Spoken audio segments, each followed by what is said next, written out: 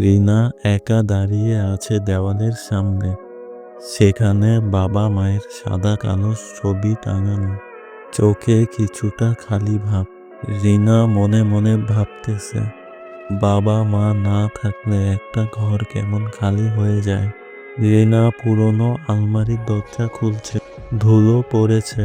সে ভিতরে একটা পুরনো খাম খুঁজে পায়। চিঠিটা রিনার বাবার হাতের লেখা।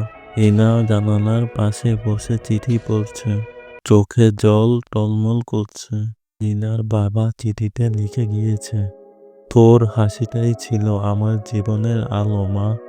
রিনা চিঠিটা কাছে চেপে ধরে। চোখ বুঝে চোখ দিয়ে অশ্রু ঝরছে। এটাই বাস্তবতা। যখন বাবা মা থাকে না তখন তাদের মর্ম বোঝা যায়। জন্য আমাদের উচিত বাবা মা বেঁচে থাকতেই তাদের সেবা যত্ন করা।